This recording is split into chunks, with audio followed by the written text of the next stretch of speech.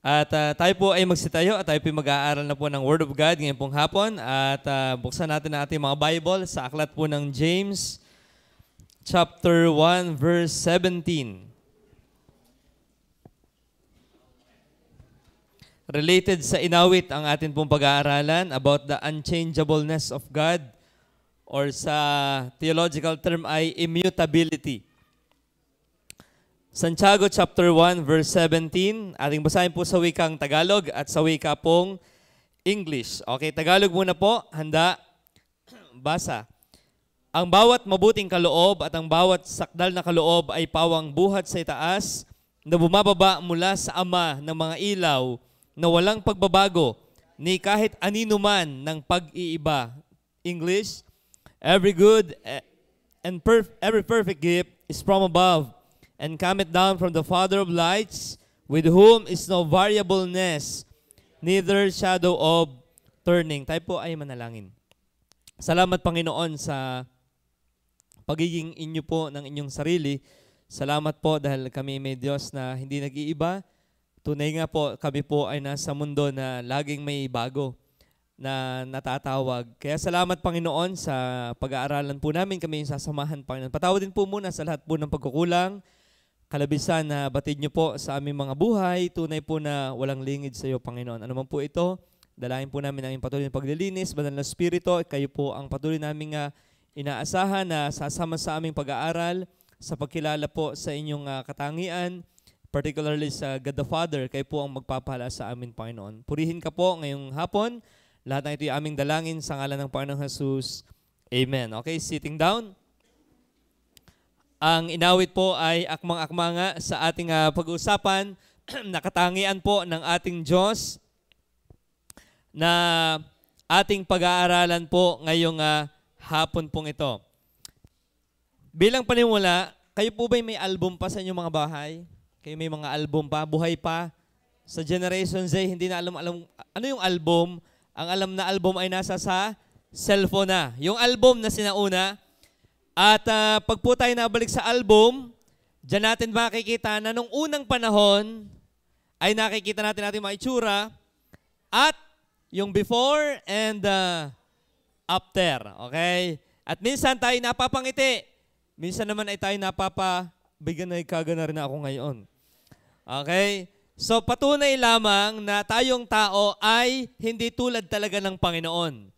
Tayong tao ay nagbabago. Okay? It's either for better o kaya ay for worse. Pero sa ating pong pag-aaralan ngayong hapon, ang ating Diyos, particularly the Father, sabi ng James 1:17 na ating binasa, sabi po diyan, nilarawan na every good gift and every perfect gift is from above. Doon pa lang makikita natin ang kanyang katangian ay good and perfect.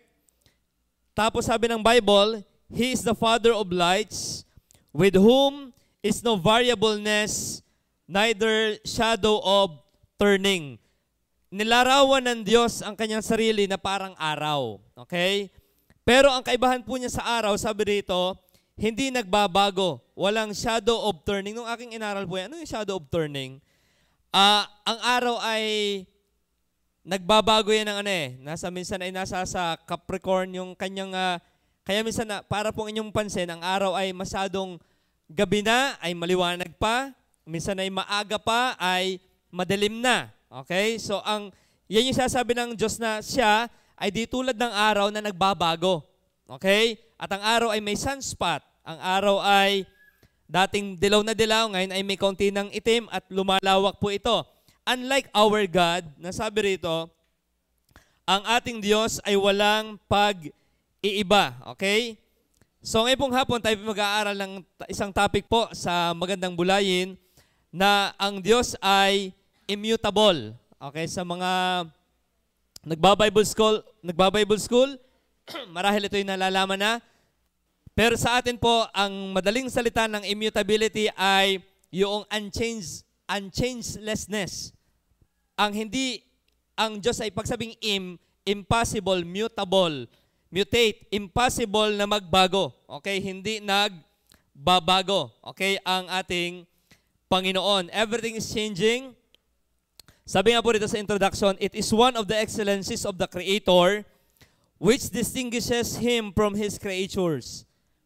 Yung pagiging hindi na nagbabago. Ang katangian ng ating manlilikha na kaibang-kaiba po sa atin. God is perpetually the same. Katindi ng Panginoon. God is perpetually the same.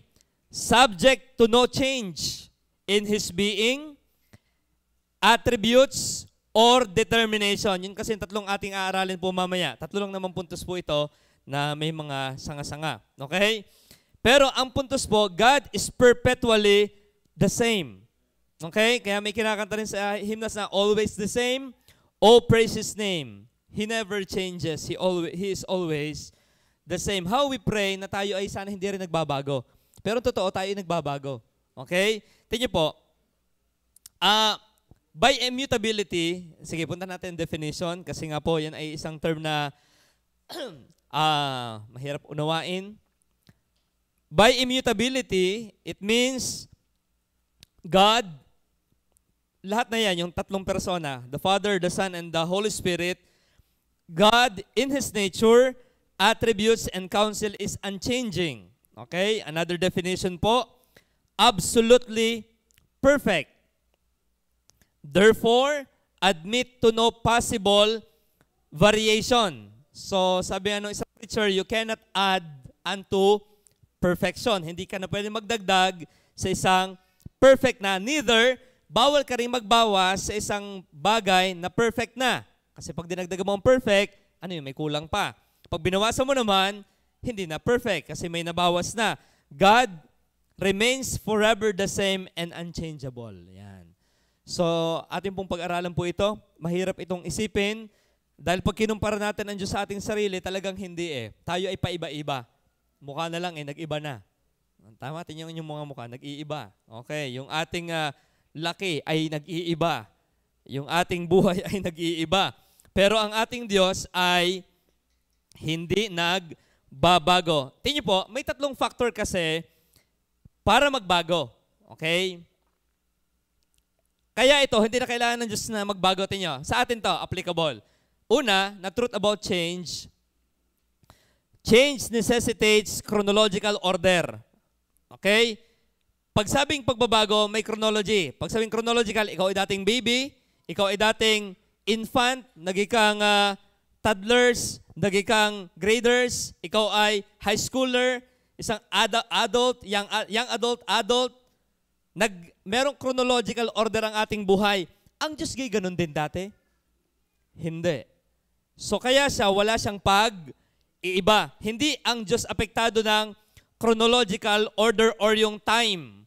God is not subject to time, chronos, time. Ang Diyos ay walang oras na ito siya dati at ito na siya ngayon at magkakaganyan siya sa darating. Wala siyang chronological order. Inyo pong isipin, ang Diyos ay hindi natin kakategory. Nagturo kami sa high school nung isang araw, sabi, Kuya Henry, kung may gumawa sa Diyos, dapat siya ang sambahin. Sa tanong pa lang niya, yung batay nag-i-imply na ang Diyos ay may pinanggalingan. If everything has beginning, where did God begin? Kailan siya nagsimula? Sino nagsimula sa Kanya? Kaya ang paliwanag ko doon sa bata, ang Diyos ay iba ang kategory. Categorical, iba ang kategory ng Diyos sa kategory po nating mga tao. Tayo, we necessitate chronological order. Tayo ay dating nakadiaper, isang araw nakadiaper na ulit pag matandang-matanda na. Tayo ay nagbabago. Dating walang bigote, nakalipstick na ngayon. Okay, nagbabago. Talagang nag-i-evolve. Hindi, nagdi-devolve. Okay? So, ang punto ay mayroong chronological order. When it comes to God, ang Diyos ay walang ganyan. Hindi siya, kakaiba nga ang Panginoon eh. Iba ang kanyang category. Parang halimbawa, bulldozer, dump truck, at bulaklak. Alam mo yung hindi ka-category dun eh. Multiple choice kanina ang tanungan eh.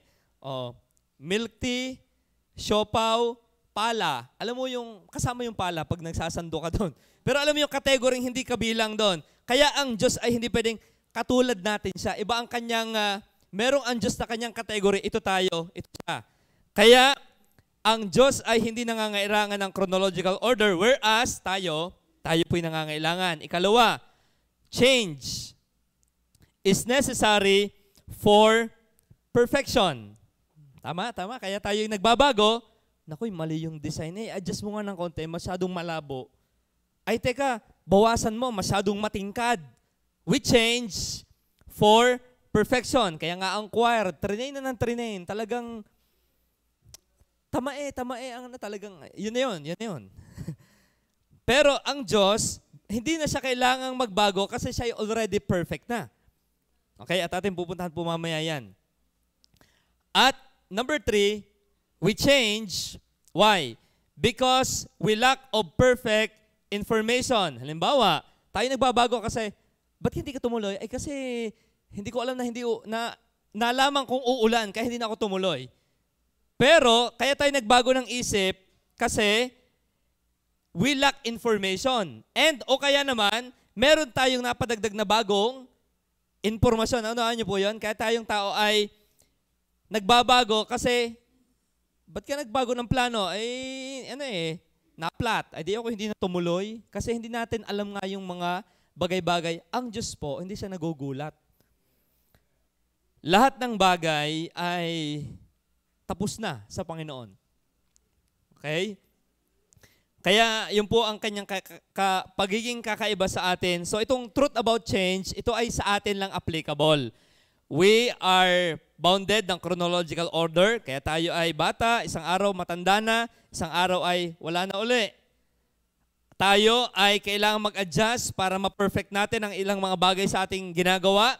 At kailangan natin ng mga bagong information. Kaya mali po yung doktrina na ganito. Ang Diyos ay natututo pa. Meron po ngayong, kaya ito yung mahalaga itong immutability, may tinatawag ngayon na open theism. Sa theology, open theism. It is the belief that God is still learning.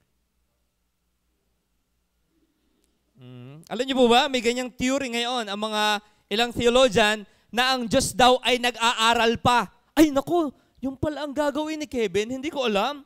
Isa, plan A, plan B, plan Z. Hindi ang Diyos ganun. Ang Diyos ay wala na siyang needed na bagong impormasyon na kailangan nating alamin. Anong data? Hindi ko alam yung balitang yan. Ano yan? Parang may bago sa Diyos na ang Diyos ay nagugulat. No. Ang Diyos ay hindi na kailangan magdagdag ng bagong kaalaman. Wala na siyang dapat maalaman. Okay? Ang Diyos ang tinatawag na immutable. Kaya hindi na siya kailangang mag-aral tulad natin. Ang Diyos ay alam na ang lahat. Okay, so 3 bagay lang po na immutable sa Panginoon. So muli, ang immutable, ang Diyos ay hindi nagbabago. Okay? Pero hindi ibig sabihin ng immutability ay immobility. Magkaiba yan. Iba yung immutable sa immovable. Ang Diyos ay hindi yung the unmoved mover. Okay? Ang Diyos ay active sa kanyang being. Okay? Kasi may gana rin. Di ang Diyos ay hindi nakibo. Kasi pag siya'y kumibo, siya ay hindi na immutable. Okay? No. Pag sabing immutability, hindi yung immobility na hindi siya nakibo. Ang ibig sabihin ng immutable, ang Diyos ay hindi nagbabago ang kanyang karakter. Okay? Kumbaga diamond, kahit ilagay mo yan dyan sa may kung saan lugar, hindi siya nagbabago ng kanyang katangian, ng kanyang essence, ng kanyang kakanyahan. So, kasi may theory dyan yung tinatawag na immobility. Ang Diyos ay hindi nakibo, nakagayan lang siya. Para siyang paralyzed. Is God paralyzed? No, He is very active, doing all things in the universe. So, mali yung isip na ang immutability equals paralyzed God. Na ang Diyos ay, dahil hindi dapat nakibo Kasi pag kumibo, may pagbabagong nangyari. Hindi yun ang ibig sabihin ng immutability. Immutability is not immobility because God is not a paralyzed God. He is a very active God.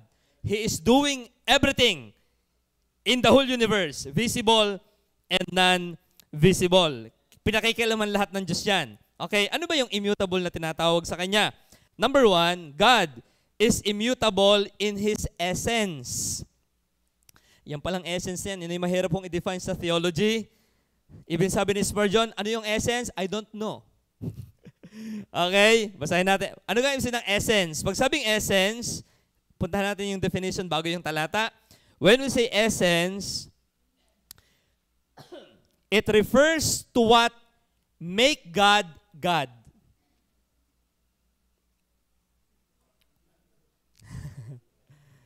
Ang lalim. Malalim. Pagsabing essence, it what makes God God. And what it is, I don't know what makes God God.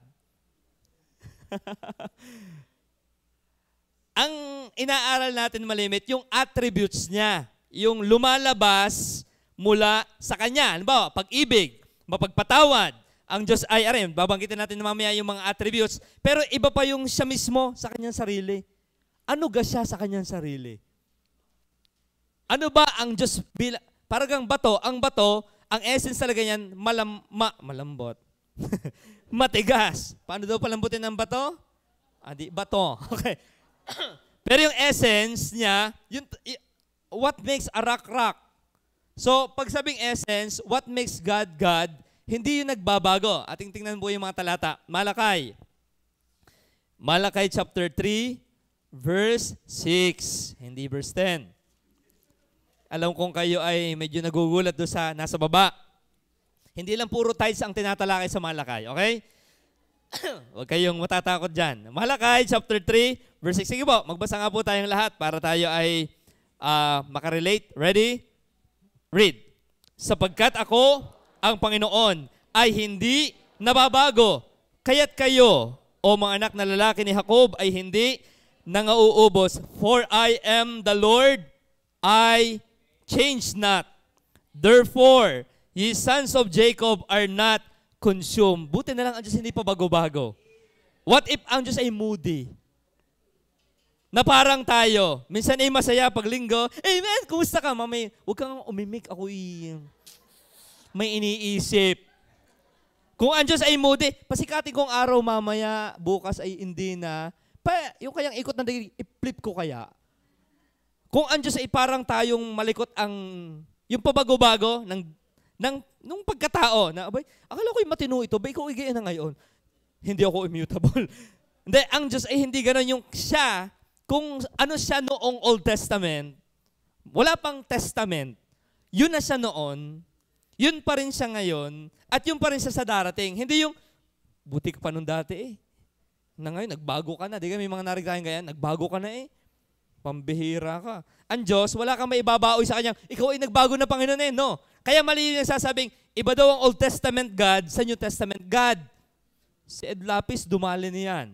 Okay? We don't believe that. Ang Diyos ay hindi po nagbabago. Yun ay aking nasusubaybayan dati. Apo. Yan.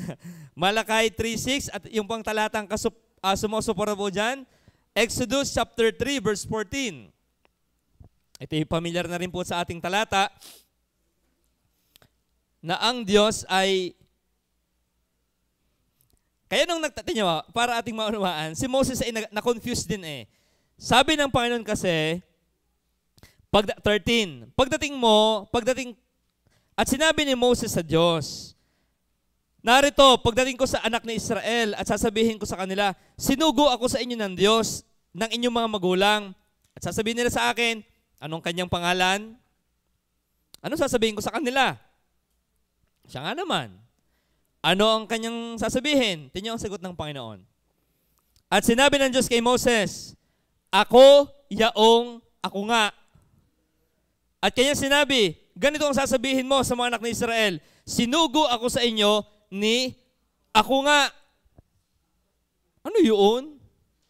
Ang sabi ng Diyos, ang kanyang tawag sa kanyang sarili, I am that I am. Ego, I, me. Ibig sabihin, ng Panginoon, hindi niya sabing, ako ay tulad ng, wala siyang mapagkumparahan. Ako ay dating maliit na Diyos at ako'y nag-convert, ako'y nag-increase ng level. At ako'y magiging ganon. Wala ang sabi ng Diyos na, I was, I am, and I will be. Wala ang sabi ng Diyos na, I was. Ako'y dating ganon. At ako'y ganito na ngayon, I am, and I will be. Wala ang Diyos na past. Lahat ng kanyang katangian ay presente lang. Yun siya. Anong tindi ng Panginoon? Ano? Kaya pagka gusto natin magbulay ng malalim-lalim talagang mga bagay, yung pinakamalalim, sabi nga ni Spurgeon, ang Diyos ang theology, ang dagat na bottomless pit pag iyong sisisidin. At wala siyang, yung horizon ay hindi mo kayang abutin. Ang pag-aaral sa Diyos ay hindi lang trabaho ng mga worker. Ang pagbubulay sa ating Diyos ay trabaho nating lahat. Kaya dapat ang ating motto, every Christian is a theologian. I am a Christian, therefore I should be a theologian. Ano yung theologian? Theo, God. Logos, study. Theologian, mag-aaral sa Diyos. So everyone should be theologian. Hindi tinologan. Okay. Patay na nga pala si Hulk Hogan. Okay. So, hindi tinologan. Hindi mo matututunan Diyos pag lagi kang tulog sa Kanya. Okay? So, bagaman pwede rin naman siguro sa panaginip ako kinakausap ng Panginoon, Brad. Delikado ho yan. Okay? So, what is essence of God? It refers to what make God, God. And what is that? I don't know. What makes God, God? Yun yung source. Ang mas naiintindihan natin ay yung attributes niya. Okay? Okay. Sige, punta na tayo sa number 2. Ano ang pagkakaiba ng essence sa attribute? Ako po yung nagtanong din yan. Hindi ko rin minsan ay nagsasama, minsan ay dinidistinguish sa mga theologian. Ano ang pagkakaiba ng essence sa attribute? Tingnan po, kung napansin nyo sa akin sulat kanina, sa number 1, ang essence ay source at ang attributes ay yung light. Kumbaga, tingnan mo, may ilaw tayo may pin light sa taas. O yan, may ilaw na yan. Yung source, yun. Yung natama sa sahig, yun yung light. Yun yung source, parang sun and light. Merong bilog na bolang apoy dyan sa langit, yun yung tanaw natin, pero yung tumatama sa ating pisngi, yun yung hindi mo siya maaaral ang araw ng dadamputin mo siya talaga. Try mo. Ang ating naaaral ay yung tumatama lang sa atin. Yung pagiging Diyos ng Diyos sa kanyang sarili, mahirap talaga yung aralin. Ano ba talaga siya? Ano ba talaga ang Panginoon na siya sa kanyang kakanyahan? Wala nakakapag-define dyan. Wala. Ang kaya nating aralin, yung tama ng liwanag niya. Kumbaga sa bubong, may butas lang sa bubong at yung kaunti lang sinag na yun ang pwede natin pag-aralan. Pero yung totality niya, ay talagang hindi natin kakayaning isipin ang Diyos ng buong buo. Masasabihin mo, ako'y graduate sa theology, alam ko na ang Diyos. Alam naman, di ka nga nakapasa sa exam eh. Hindi mo pa yun alam. Miski naka-perfect ka pa, okay, miski naka-perfect ka pa, hindi pa rin natin alam. Miski tayo nag-doctorate na sa theology or Doctor of Divinity na tayo, hindi pa rin natin siya alaman. Totoo, ang Diyos, hindi tulad po yan, ako may teacher dati, napasok sa school, alam nyo, dala chalk box. Okay, 1S2, 2S2, ano ko itong matindang ito talagang? Okay, diretso na, meron ko yung naging professor na ganyan? Bakit? Sa ulo na eh. Miski yata nakapikit, gulatin mo eh. Ano po ang, kaya sabihin. Pero ang Diyos, kaya mo ba sagadin ang Diyos? Hindi. Hindi mo siya kayang sagadin. Nakakatuwa siyang aralin. So, itong immutability po niya ay isa lang sa kanyang katangian na hindi siya nagbabago. Pag tumingin tayo sa mundong ito, nagbabago. Pag tumingin ka sa Diyos, hindi talaga siya nag-iiba ng kanyang attributes. Okay, ano yung attributes? Kung ang essence ay what make God, God, ang attributes, pakibasa nga po ano meaning ng attributes. Ready? Read. Qualities or perfections that we ascribe to Him. Okay?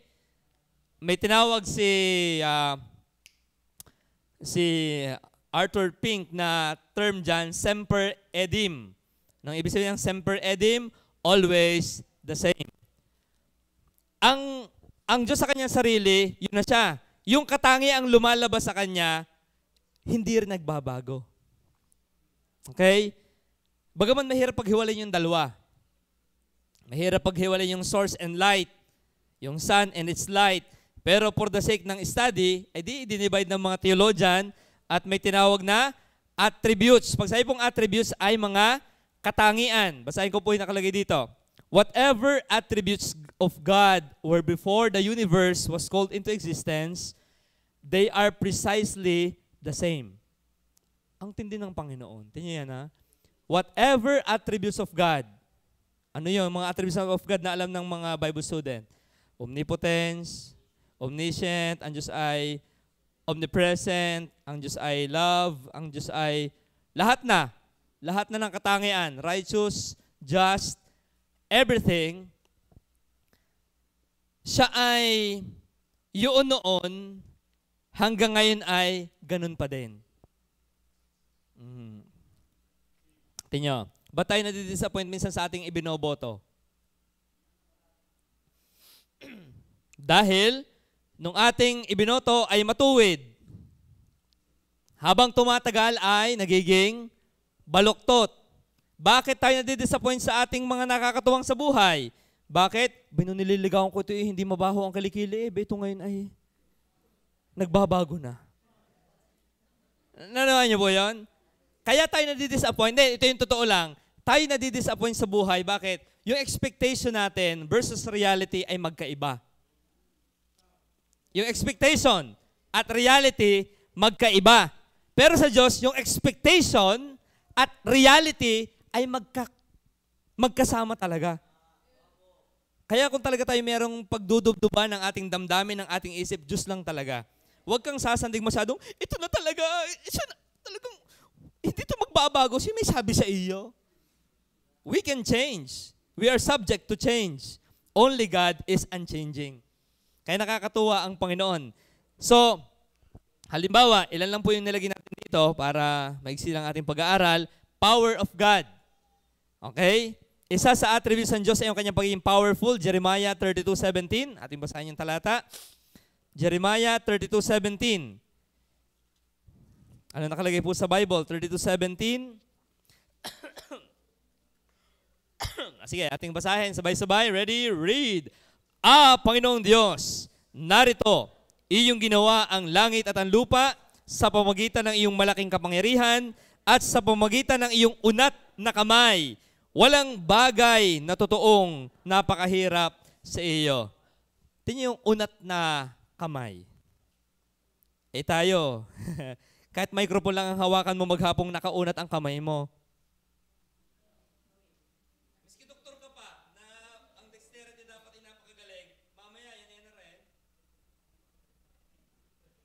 Si Vladimir Putin nga, napapag-usapan ngayon, hindi nag-uusap sila ni Donald Trump. Napansin yung kanyang paa, na-wiggle na. Na-wiggle na ang kanyang paa. Ay gaano ka tinik ng Vladimir Putin na yan. Okay? Pero ngayon, ang kanyang tuhod ay na-wiggle-wiggle na. Pero ang power ng Diyos, the same yesterday, today, and forever. Nakakatuwa ang Panginoon. Tingnan, yung lakas po ng mga maedad-edad na natin ngayon, ibang-iba na sa lakas nyo dati. Tama po, kayang umakyat sa puno at maglambalambayog. Ay ngayon teka utoy, talagang abigan nagpapaluan ng aking dalawang tuhod, iba na ang lakas. Kayang magbalagwit. Ay ngayon sige, magbalagwit ka at baka, abig hindi na bumalik. Wala na, nag-crack na.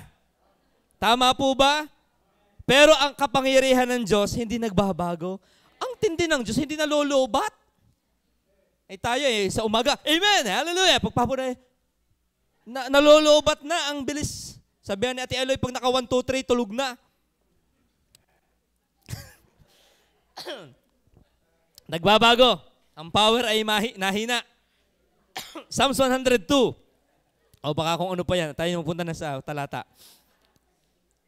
Psalms 102 verse 25. Sabi ng Bible, tingnan ang sabi ng Panginoon, gaano yung kanyang kapangyarihan? Nang una ay inilagay mo ang patibay ng lupa. Ayun yung maghukay ng lupa, hirap na. Natisting yan yung harapan ng simbahan. Buhay pa ang Tatay Fred, no, naalala ko, lumusong dyan. Kami naghuhukay ni na Eric. Bago namin mahukay, talagang pagod na. Nung dumating yung backhoe, ilang oras lang. Tapyas na lahat. Anong hina ng tao? Hina. Magbubuhat lang ng graba, hirap na tayo Pero sabi ng Panginoon, siya ang naglagay ng patibay ng lupa at ang mga langit ay gawa ng iyong kamay. Ay ilang bilyon yan, nasasahim papawid natin yan. Anong sabi ng talata? ito laang ang katotohanan. 26. Sila'y uuwi sa wala, ngunit ikaw ay mananatili. Oo, silang lahat ay maluluma na parang bihisan. Yung ating damit ngayong yan, nakagaganda, isang araw basahan na po yan. Dito nga miski mamahalin pa, ginagawa na namin basahan. Hindi pa naluluma yon. Okay. Apisyonadong panyo, pamunas lang yan dyan. Pero ang realidad, sabi ng Bible, para tayong bihisang maluluma, parang isang kasuotan na iyong papalitan at sila ay mga papalitan. Pero ang sabi ng talata 27, ngunit ikaw rin at ang mga taon mo'y hindi nagwawakas. Nakakatuwa ang Diyos. Sa mundong ito talaga na palumalahat, siya lang ang nanatiling matibay. Nakakatuwa. Isaiah 40:27. At mamaya ating sisilipin, anong implication ng sa buhay ko kung ang Diyos ay ganyan? Isaiah 40:27. 27, 28. 28 na lang. Ready? Read. Hindi mo baga naalaman? Hindi mo baga narinig? Ang walang hanggang Diyos, ang Panginoon, ang may lalang ng mga wakas ng lupa, hindi nanlalata o napapagod man. Walang makatarok ng kanyang unawa. Anong sa omniscience din? Walang hindi alam ang Diyos. Ay sa lakas, hindi sanan, lalata. Ay tayo ay malata ay malata na Okay, nanlalata. Pero ang Diyos, ay Batanggin yung bumanggit, kaya may Pero ang Diyos ay hindi po siya nanlalata. Nakakatuwa ang ating Panginoon. We can rely on Him. Kayong kantang, you can cry on my shoulder and I will be here. Only God can promise us that. Oo, siya ang matibay na sandigan. Just call my name. Ay, patay ka na nga. Ang Diyos ang pwede mong tawagan, bakit ang kanyang kapangyarihan ay hindi nagbabago. Pambihira ang Panginoon. Ano? Kaya talagang kailangan tayo bigyan ng buhay na walang hanggan. Halimbawa, makaharap buka hanggan na rin. Pag nanood ako ng San Goku dati, pag naglalagablab na sila yan natutunaw na yung ay laruan lang yon, hindi yung tunay. Imagine mo yung totoong Diyos. Kaya talagang kailangan tayong i-glorified. Masusunog tayo sa kanyang presensya sa sobrang lakas ng Diyos. Parang guyam na itatabi ka sa araw ay talagang walang kalaban-laban. Kaya ang kanyang kapangyarihan ay walang hanggan. Wisdom, 46:10 ng Isaiah. Ang kanyang attributes ay hindi nagbabago. Wisdom. Anong ginagawa ng Diyos? Paboritong verse ito ni Brother Romel.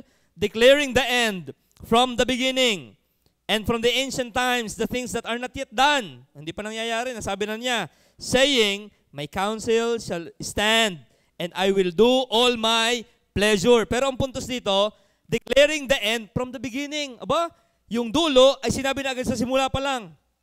Parang mga may moving ganyan Inuna muna yung dulo bago yung nangyari yung kwento. Sa Diyos ganun din. Ang kanyang wisdom ay hindi nagbabago. Tingnan, sino ritong matalino? Kamay sa utak.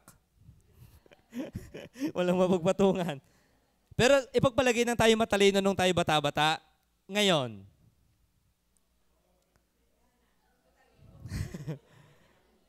Tama? Nalipas? Nalipas talaga ang talino ng tao. Saan nakapato yung aking salamin? Yan, nasa ulo mo. Tingnan mo yun. Nahanap mo yung nasa iyo naman. Pagkikwenta ng pera dati, kaya mong binidiktalaan, kaya mo na. Ngayon kayo may calculator na Dati, kwentang yung nagagagayan lang. May bilang na Ano kakagayan may bilang na. Ngayon may ginagayaan na. Ay sala pa ang pindot Tingnan ang ating wisdom, yung ating knowledge, yung ating talino, pahina. Kaya nga nainom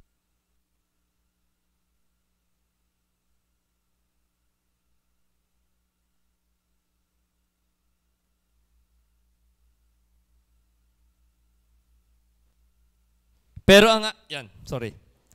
ang ating Diyos po, siya ay ang kanyang karunungan ay hindi nagbabago.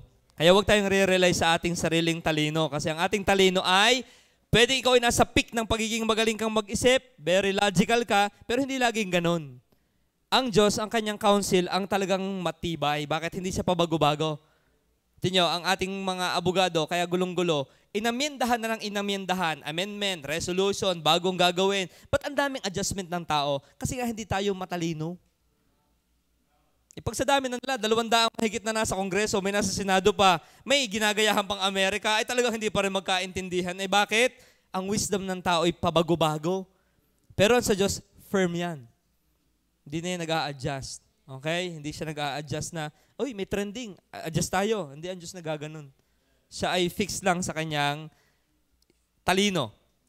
Daniel 9:24, ang kanyang kabanalan ay hindi rin nagbabago. Daniel 9:24, tingnan niyo po sa inyong Bible. Daniel chapter 9:24. Pakibasa nga ako ng mga kababaihan po ng Daniel 9:24. Ladies, read.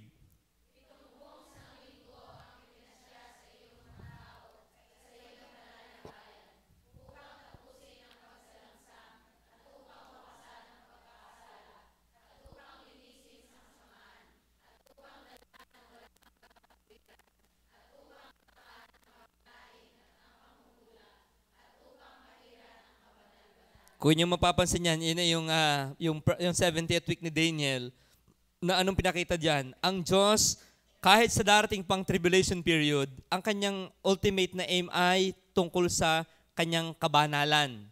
Ano ibig sabihin po nito? Ang kabanalan ng Diyos ay hindi nag-a-adjust.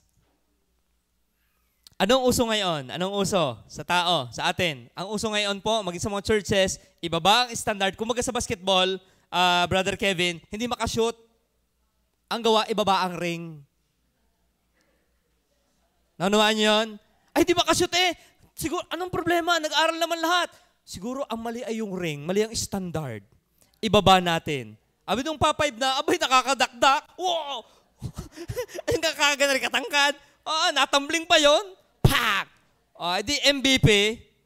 Pero alam nyo, matatawa ka lang doon. Lalo yung mga GOAT, sadyang the greatest of all time. Ay kaya ka naman nakakasot ay kakagayaan. Alam nyo, ibig sabihin, yung holiness ay ibinababa para lang maabot ang tao. Ang Diyos ay hindi nagbababa. Siya'y mananatiling most holy. Ang inaayawan noon ng Diyos ay inaayawan niya pa rin hanggang ngayon. Hindi siya apektado ng, okay, survey says, 90% ng population ay pabor na sa gay marriage. God, what can you say? Patatama kita ng kidlat dyan. Ang Diyos ay hindi mag-a-adjust na, we vote na ang same-sex marriage ay tama na. Ang divorce ay tama na. Nagbobotohan po ang buong daigdig. Ang Diyos hindi wala siyang pake. God is not affected by that. Mananatili siyang banal. Hindi siya naapektuhan ng votation ng tao, ng opinion poll ng tao, ng survey ng tao, SWS survey. God doesn't care. Ang kanyang kabanalan ay hindi nagbabago. Hindi niya i-adjust yan. Tayo ang dapat mag-adjust. Faithfulness, ito yung lagi natin kinatutuwa. Ang Diyos ay faithful. Psalms 89, 1 and 2. Pakibasa naman po ng mga kalalakihan, ang Psalms 89, 1 and 2. Ano po nakalagay dito? Nakatangian ng ating Diyos. All men, ready, read.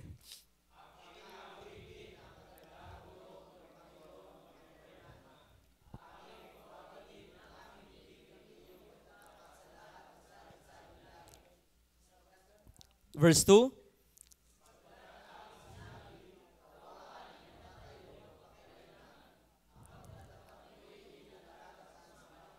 Pambihira, ang pagtatapat mo'y iyong itatatag sa mga kalangit-langitan. Anong tindi ng katapatan ng Diyos? So salamat, ang Diyos ay tapat. Kaya ang araw ay, bagaman hindi nalubog at nalitaw talaga, iikot lang tayo, pero ang Diyos ay faithful noon hanggang ngayon. Ano ko, ang Diyos ay nakalimot nga. Naku, hindi ko napasikat ang araw. Ay, naku ba yung oxygen? Hindi ko na, naku, ay, Gabriel, hindi mo pinaalala. Ay, ako nga pala may papahanginan doon sa earth. Nakakatakot ang Diyos ganyan. At ganyan ang Diyos-Diyosan ng mga Greek gods, Roman gods, na nakakalimot, nagbabago ng isip, nagbababag ang kanilang attributes. Ang Diyos ay hindi. Siya ay tapat noon, tapat ngayon. Kaya yung pagsibol ng damo, tuloy-tuloy. The seasons is, yan ay katunayan na ang Diyos ay tapat at hindi siya nagbabago. Jeremiah 31:3, I have loved thee with an everlasting love. Nang tayo ay napagtuon ng kanyang mahalin, tayo, hindi na yun nagbabago. Lagi natin yung tatandaan. Sabi na ito ng Panginoon, atin itong panghawakan. Ito'y talata nating mga anak na ng Diyos. Anong sabi niya? The Lord hath appeared. Sige, nawala. Sige, pakaligay. Ito, nawawala. Hindi nagbabago. 31:3. Yan. The Lord hath appeared of old unto me, saying, Yea, I have loved thee with an everlasting love. Therefore, with loving kindness have I drawn thee. Panghawakan niyo yung talatang yan. Kasi ang laging bulong ng diablo sa atin, nagkakasala ka pa, hindi ka na mahal ng Diyos. As if performance-based ang pagtanggap ng Diyos sa atin. No. We are accepted in the person of Jesus Christ. Kaya ang pagmamahal ng Ama sa anak ay walang hanggan, dahil nasa sa anak ka na, ang pagmamahal ng Ama sa iyo ay tulad na rin ng pagmamahal niya sa anak. Wala ding hanggan. Kaya every time ako nadi-discourage sa aking standing before God, lagi kong binabalikan, ako'y mahal na ng Ama dahil ng anak na nasa sa akin. Gaano katagal ang pagmamahal ng Ama sa anak? Walang hanggan. Therefore, ang pagmamahal ng Ama sa akin ay tulad din sa kanyang anak. Galatia 2:20, who lives, nasa atin na ang Panginoong Jesus. Sa mga tunay na ligtas. Yan po'y napakahalagang panghawakan. Okay? Na alam mong hindi nagbabago. Kasi ngayon, ang daming tao katulad ng halimbawa, nasunod ka sa mga katnyil. Wala, ang sweet-sweet naman nila. Parang talagang perfect. Perfect combination. Wala na. Yung pagbabago yung pag-ibig ng tao nagbabago. Pero ang pag-ibig ng Diyos, consistent. Ano bagang hahanapin mong pagmamahal? Sa Diyos ka na, dumikit. At ang pag-ibig niya ang hindi napapatid kahit anong mangyari. Pero at meron tayong Romans chapter 8 na tinalakay na rin natin, what can separate us from the love of God? Wala. Ano nakakatuwang pagmamahal yan? Kung ako'y lumayo sa Diyos, ako'y mahal pa rin niya, si Gomer nga ipinahabol kay Hosea, go and find her again. So, matindi yan. Ang Diyos ay matinding magmahal. Hindi siya nagbabago. Hindi kita tatantanan. Kasi, matututunan din naman natin siyang mahalin dahil ng Kristong nakatira sa ating puso. Isa pa na hindi nagbabago sa Diyos. 100 verse 5 ng Psalms. Napakadami pa po Ari lang kumbaga mga ilan lamang sa talatang pwede nating puntahan. 100 verse 5. Sabay-sabay po tayo. Ready? Read. Sapagkat ang Panginoon ay mabuti, ang kanyang kagandahang loob ay magpakailanman at ang kanyang pagtatapat ay sa lahat ng salit-saling lahi. Pambihira. Anong tagal na yan? Ako nasa kronika, ako inaantok Pero doon mo makikita na ang Diyos itapat noon sa anak. Nes may numero pa, 2,000 ganyan na. Sabi ko, yung dami na rin. Pero ano yung mabubulay niyo doon? Ang Diyos itapat sa lahat ng salit-saling lahi. Kaya pag binabasa ko, ang tapat, ang Diyos din naging tapat. Parang ako magiging spiritual, pero ako talaga bored na. Kasi ang daming pangalan. Pero ang babalikan mo doon, ba't ito sinulat? Para ipakitang ang Diyos ay tapat sa lahat ng salit-saling lahi. Hindi lang joke yun. Nasabing, ako'y tapat. Anong lahi ka naging tapat, Panginoon? Ayan, basahin mo ang kronika, napagtapatan ko lahat yan. Naawa ako sa lahat ng yan. Kaya yung atin ding pamilya, kakaawaan niya. Okay? So, yan po. Mercy. Last.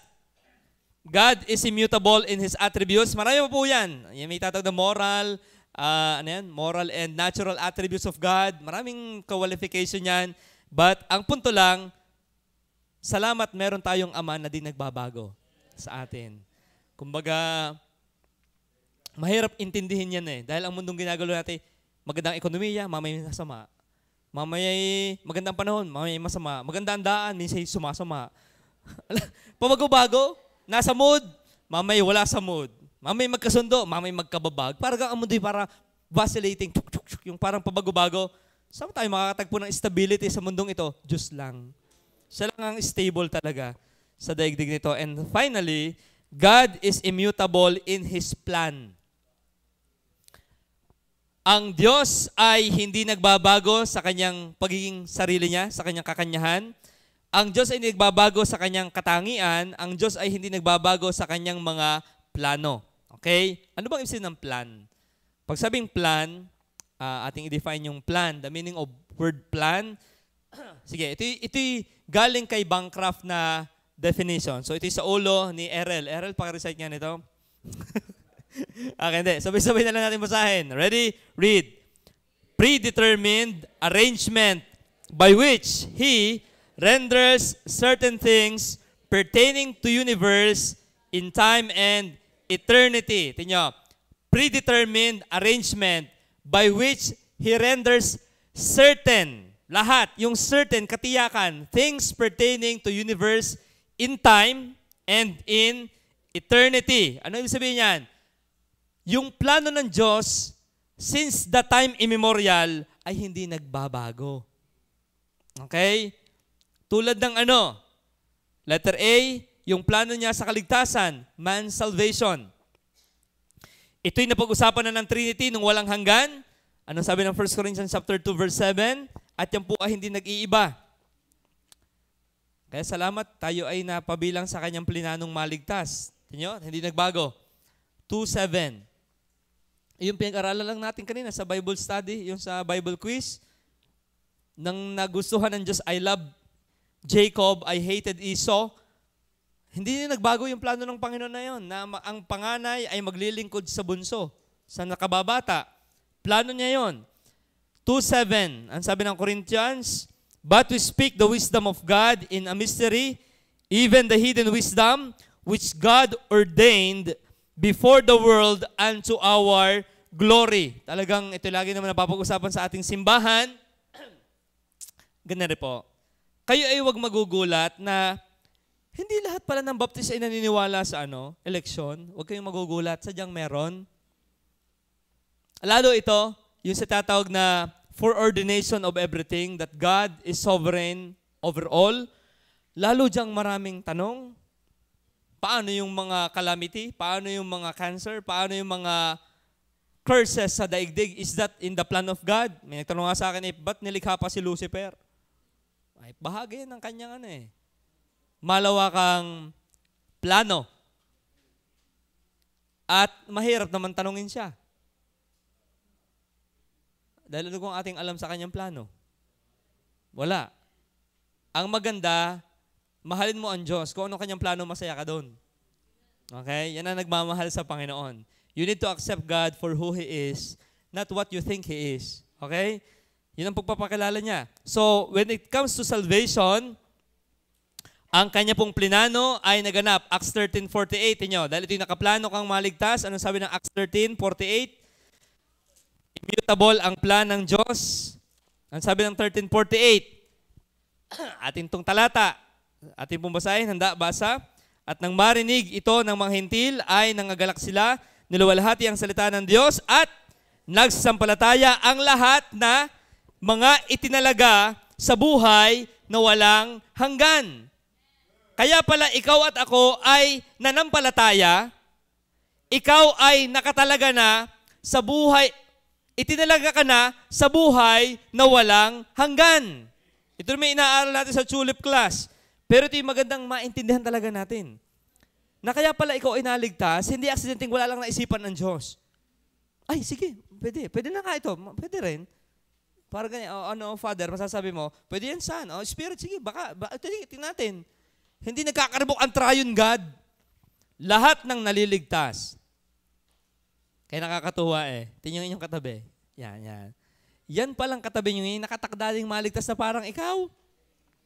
Sino mag-iisip na tayo maliligtas? Sa iyamot ko sa mga baptist nung ako'y bata pa. Sa iyamot ko sa mga nagbabible na ganyan, who can tell? Ang tatay ko binata pa, binabible sa ni Pastor Cesar. Nakakilala ay nung si J-Boy na ang bata sa amin, ay kami pinupunta ng Sorosoro, kay Pastor Eloy pa talaga kami nakaunawa ng kaligtasan. Ibig sabihin, pag nakatakda kang maligtas, maliligtas ka talaga. Ay, paano hindi nakatakda? Kilala mo yon, kilala mo. Hindi mo yun kilala. We assume na maraming tao ang Diyos lagi. At yung kuya rin, napakatigas. Si Pablo, mamamatay tao. Ba't si John Wesley, nagbebenta ng tao? Ba't si Maria Magdalena, babaeng patotot ay naligtas? Ibig sabihin, we cannot say na ang tao hindi elect. We do not know that. Ang ating tiyak ay yung plano ng Diyos na ang tao ay ililigtas, mangyayari yun. The gates of hell cannot prevail against it. Okay? So man's salvation, hindi yung nagbabago. Kaya nung nakadiscuss ko po yung diakono ng iglesia, ay nung 1913 ho pabalik, paano ho naliligtas? Sige, kung 1914, ang kaligtasan ay pagsapi na sa iglesia. Ay nung 1913 pabalik, anong sagot sa akin ni ang taga dyan, sa may fortune? Yon, sabi sa akin ay bahala na ika ang Diyos. Kakoy patawa. Sabi ko, dyan ho kayo nagkakamali. Ang Diyos ay hindi pabago-bago ng plano. Paano naligtas si Adad sa Eva? Dati pinakita na, may pinatay na inosenteng handog, ibinalot sa kanila. Exodus, may pinatay na tupat, inilahid sa dingding ang dugo. Leviticus, may pinapatay na inosente. New Testament, pinatay ang kordero ng Diyos. Revelation, nalinis sa dugo ng kordero. Hindi nagbabago ang Bible. The plan of salvation remains the same. Why? Immutable ang Diyos. Hindi siya pa iba-iba. Ay, oo nga, parang dapat iba na ang dine. Sa bawat dispensation, yung bilog-bilog dong inaaral namin kanina sa, grabe po ang ating graders, Pastor, ay pang systematic theology ang inaaral. Kung maintindihan ng mga bata, pag nag-Bible school, mani-mani na lang. Okay, naituro din sa akin dati. Nabalikan po uli namin, alam nyo, anumang dispensation, age of conscience, innocence, law, lahat, grace, to the, wag lang new heaven and new earth, ang kaligtasan na hindi nagbabago, wala nang ililigtas nun it's only by Jesus Christ. Yun yung immutability, hindi ang Diyos nagbabago siguro ibahin na natin, dagdagan natin si Mary ngayon, next year ay si Joseph na, at saka mag-anak na, kaya. Kaya nakakatuwa ang Panginoon. His plan of salvation is consistent. Number 2, Christian sanctification is unchanging. Ano ang ibig sabihin ito? Yung plano niya sa atin na tayo ay naligtas 2:8 ng Ephesians, anong gusto niya? Tayo ay umayos. Alam niyo, panghawakan niyo yan. Tayo aayusin ng Panginoon. Bakit hindi siya nagbabago sa'yo? Kahit ako kuya na rin mahina, ako'y maraming failures, hindi ang Diyos apektado ng ang gaya natin. Naintindihan niyo yun? Hindi siya apektado nun. Yung plinano sa'yo, anong mahina ka? Ako nga hahawak sa'yo. Di kita taas ko. Hindi mo nga kaya Ibig sabihin, kaya ako very hopeful sa mga nawawala na mananampalataya. Nadi-discourage ako, pero alam nyo, ako'y laging may pag-asa because we believe in the perseverance of the saints. Ibig sabihin, He who began a good work in you will finish it. Yung Diyos na nagsimula, hindi yung, ay pumalpa ka, naligtas ka, ay ayoko na, suko na ako, I quit. Hindi na kita tutuluyan kasi ay, ang ganda ng simula mo, pangit ka na. Ang Diyos hindi ganyan. Kahit ikaw ay pasala-sala, hindi kanya tatapusin na ganyan. He will glorify us. Why? Kaya nga from election hanggang glorification, buo ang kanyang plano. Yung sanctification natin, yung tayo banal na, mangyayari yan. Bakit? Ang plano ng Diyos ay hindi pwedeng ma-defeat. Bakit? Hindi siya pabago-bago. Ay total, ari naman i-backslider, hindi ko na isasanctify. No.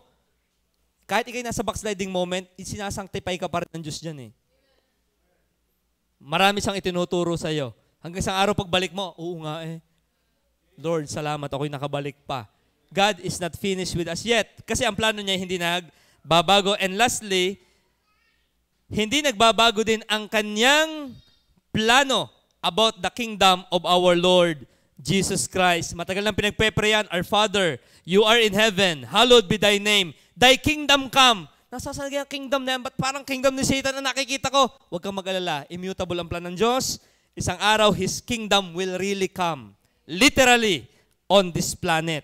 Why?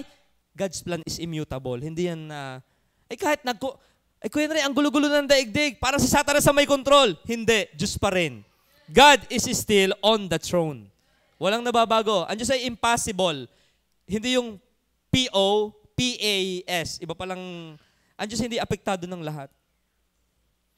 Normal lang siya na lahat ng kanyang plenano ay mangyayari. Ngayon, anong connect niya sa aking buhay? Ba'y nakakatuwa yan? It gives us assurance and stability. Pag ang Diyos ay ganyan, at alam natin siya ganyan, it gives us assurance and stability. Sa mundo nga ito na sinking sand, malambot ang dinadaanan, parang hindi mo matiyak kung ano, still God is your stability.